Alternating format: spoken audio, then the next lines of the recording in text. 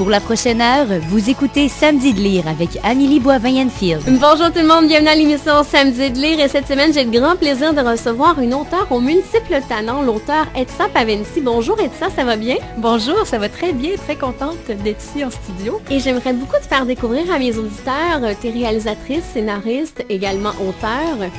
Comment tu as commencé dans ce milieu-là? Est-ce que tu as fait des études en communication? Très bonne question. Quand j'étais tout petite, c'est drôle, mais je me voyais auteur, je me voyais écrire. Et par la suite, les choses se sont enchaînées et je suis allée étudier en communication en me disant, tiens, je vais devenir journaliste. C'était une catastrophe dans mon cas. J'avais pas du tout envie de devenir journaliste après mon cours. Ah non, vraiment pas. C'était pas pour moi. Pourquoi? Parce que c'est cette idée que tout est éphémère en journaliste. Puis t'as jamais le temps d'aller en profondeur avec la nouvelle. Il faut que tu travailles toujours vite, rapidement. T'as pas le temps d'avoir des contacts profonds, humains avec les gens. Et la vie est bien faite, finalement. J'ai eu un coup de cœur aussi pendant que j'étais à l'université pour le cinéma. Et j'ai un peu intégré ce que j'aimais du journaliste, c'est-à-dire la rencontre avec les autres, la recherche. Et je l'ai ramené au cinéma, alors j'ai fait du documentaire. Donc, j'ai travaillé énormément comme réalisatrice de documentaires. J'en fais encore, c'est mon métier principal. Et j'ai fait aussi de la fiction, des films de fiction à travers l'organisme Kino, qui est un regroupement de cinéastes. Tu es la cofondatrice? Je suis une des cofondatrices de Kino aussi. Et puis un jour, j'ai eu envie de raconter cette histoire qui se passe en Afrique du Sud. Et tout le monde sait que ça prend des sous pour tourner, pour faire de la télévision, de faire du cinéma. Je les avais peut-être pas nécessairement pour nous transporter en Afrique du Sud et réaliser toute l'histoire que j'avais dans ma tête. Et je me suis dit, prends donc ta plume et retourne donc à tes premières amours et écris un livre. C'est comme ça que ça s'est passé. On parle des souliers de Mandela qui ont été lancés en septembre dernier. Est-ce que tu es allée toi-même en Afrique du Sud? Oui, c'est justement la suite d'un séjour en Afrique du Sud que j'ai eu cette envie de raconter le pays, de raconter les rencontres extraordinaires que j'ai vécues là-bas. Je suis allée là-bas dans le cadre d'un stage. Je suis allée donner des ateliers de vidéo et de journalisme dans les townships, c'est-à-dire dans les communautés composées de personnes noires à, je dirais, 98%, qui ont été fondées au moment de l'apartheid. Au moment de l'apartheid, on a décidé que les Blancs ne pouvaient pas plus vivre avec les Noirs, donc on a exhorté les Noirs, on les a fait quitter les villes. Il y a eu des déportations pas toujours agréables.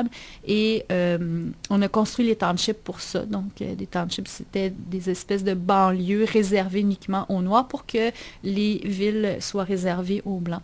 Alors moi, quand je suis allée, l'apartheid était déjà terminé, mais évidemment, on peut imaginer que le pays vivait un peu encore au rythme, pas au rythme de l'apartheid, mais le pays est encore profondément blessé et marqué par ce pan de cette histoire-là.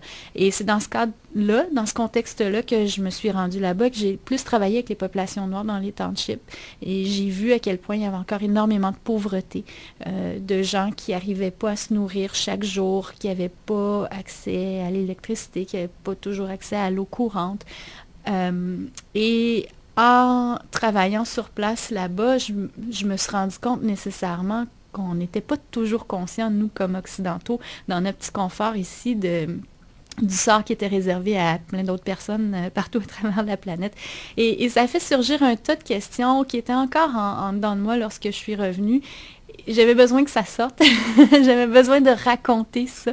Et c'est pour ça que c'est devenu un roman qui s'est appelé Les souliers de Mandela. Mais c'est un choc pour l'occidental qu'on est de se rendre dans un pays comme l'Afrique du Sud. On est complètement déboussolé, un peu comme le personnage de Fleur. Oui, parce que les valeurs sont plus les mêmes. Premièrement, j'ai été déboussolée, mais aussi extrêmement charmée là, par certaines valeurs. Entre autres, l'idée de mettre tout en commun, c'est tellement quelque chose de beau et d'extraordinaire là-bas. J'ai trouvé que les gens ils travaillaient vraiment en communauté, beaucoup plus qu'ici, où on est extrêmement individualiste.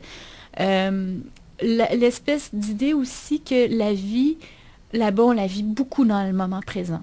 Alors qu'ici, c'est fou, on est toujours en train de se projeter dans l'avenir, on est toujours en train de vouloir construire quelque chose de nouveau, d'aller plus loin. On est beaucoup dans la pression de la performance, alors que là-bas, j'ai été complètement charmée par cette idée que chaque petit moment de la vie est fait pour être vécu, puis il faut en profiter parce qu'on ne sait pas de quoi notre lendemain va avoir l'air, tu sais. Mais ça c'est quand tu vis dans l'urgence du moment présent, dans l'urgence de la vie, que tu le comprends quand tu es ici, puis que tu es tellement confortable, puis que tu sais que tu vas avoir à manger demain, puis que tu sais que la fin de semaine arrive, puis tu vas prendre du repos, puis tu vas pouvoir t'amuser avec tes amis. Tu n'es pas du tout dans la même conception. Alors, un paquet de petites choses comme ça qui m'ont séduite, mais évidemment aussi face à l'injustice de la pauvreté, on se pose beaucoup, beaucoup de questions. On se remet en question, on se demande, comment ça se fait que moi, j'ai eu la chance de vivre dans un pays où je suis aussi bien, où j'ai autant droit à un grand confort, comment ça se fait que je le reconnais pas? Comment ça se fait que je vis dans un pays où la plupart d'entre nous, on chiale beaucoup, on n'est jamais vraiment content, on a l'impression que tout nous est dû. Ça, c'est vraiment l'endroit dans ma vie où je me suis rendu compte que c'est pas vrai, tout nous est pas dû dans la vie. Mais moi, on dit qu'on est élevé avec cette conception, qu'on a le droit à tout. T'sais. C'est vrai, puis quand on rencontre ces gens-là qui sont plus pauvres, on a vraiment envie de les aider, mais on peut pas tous les aider, là. Ben, c'est ça qui est difficile aussi, c'est toutes les questions qui relèvent de ça. Maintenant que j'en prends conscience, qu'il y a de grandes injustices, qu'est-ce que je fais? Comment je m'implique? Qu'est-ce que je donne de moi? Est-ce que je reste là? Est-ce que je consacre ma vie à aider les autres? Est-ce que je vends tout? Je fais comme Gandhi, puis je donne tout à des organismes? Ça doit traverser l'idée, ça, quand tu étais là-bas? Ah oui. Moi, je me suis vraiment posé la question, comment je vais faire pour revenir? Vraiment. Comment je vais faire pour revenir? Puis j'allais dire le problème, c'est pas un problème, mais le fait est que dans la vie, on est quand même, on est des gens qui vivons avec un réseau, avec des parents, avec des amis qui nous aiment, qui sont importants pour nous. Pour moi, ça, c'est mes racines. Puis de me dire, d'imaginer de ne pas revenir, ça voulait dire de ne pas retourner à mes racines. Ça, c'était énorme aussi pour moi.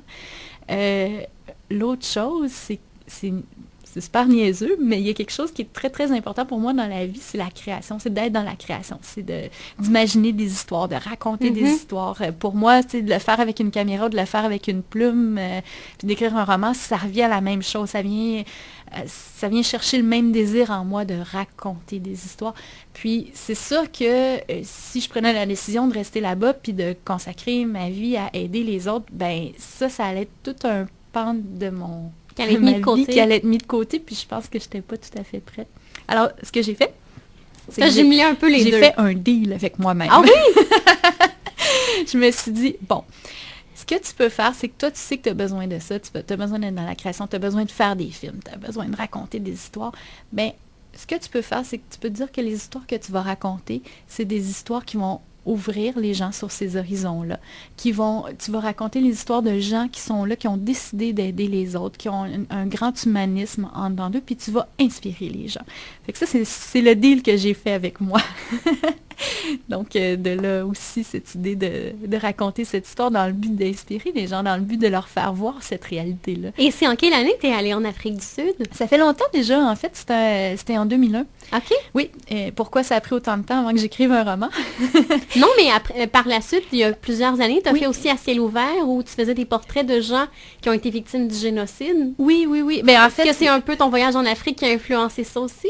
À partir du moment où j'étais en Afrique, puis j'ai fait cette espèce de pacte avec moi-même dont je parlais, à partir de là, la plupart des projets que j'ai faits, c'est des projets où il y avait un côté... où le côté humanitaire prenait beaucoup d'importance, ou du moins l'approche humaine était au cœur du projet. J'ai choisi mes projets en fonction de ça. Entre autres, oui, je suis allée tourner dans les camps de réfugiés au Darfour. Je suis allée tourner avec des victimes du génocide au Rwanda. Pour faire connaître leur réalité, pour montrer au reste du monde que c'était à l'époque où il y a encore une grosse crise au Darfour, mais on en parlait beaucoup à l'époque. Bon, tout le monde ne s'entend pas sur le fait si c'est un génocide ou pas, là, mais appelons-la la crise du Darfour. C'est encore très présent et c'est important pour moi de montrer aux gens d'ici, voici ce qui se passe quand on perd tout, voici ce qui se passe quand on est complètement démuni, tout ce qui nous reste sur la tête, c'est une tente. T'sais. Puis c'est important pour qu'on en soit conscient. Alors oui, il y a ce projet-là, entre autres, il y a un projet que j'ai fait aussi qui s'appelle Là où je dors. Et c'est un projet où on allait tourner des enfants dans plein de pays différents à travers leur chambre à coucher. Ça, c'était super intéressant comme projet, parce qu'on rentrait dans l'univers de l'enfant à travers sa chambre, mais on peut imaginer, là, j'étais allée tourner dans un bidonville en Haïti. Je suis allée tourner avec des enfants de la rue au Burundi. Il y a aussi Des Américains aussi, je pense. des Américains, des Canadiens. Là, c'est là que ça devient intéressant de comparer des chambres de petits-enfants canadiens qui ont le Nintendo, le Xbox, les 53 raquettes de tennis, le stock de hockey, la télé dans la chambre, avec un petit gars du Burundi où sa chambre, lui, c'est de dormir en dessous d'une voiture, là, tu sais. Donc, c'est toujours dans le but de faire voir ces réalités-là, de faire prendre conscience aux autres qu'elles existent, puis qu'on est chanceux, puis juste le fait de savoir qu'on est chanceux, ça peut nous aider à arrêter de chialer un petit peu. puis donner aussi, partager une partie du salaire qu'on fait, de le donner à des organismes de charité ou de les donner un peu de temps. Oui, c'est ça. En faisant du bénévolat. Merci, Edsa. On va aller en musique et on se reparle dans les prochains instants. Et là, on va vraiment parler des souliers de Mandela. Parfait.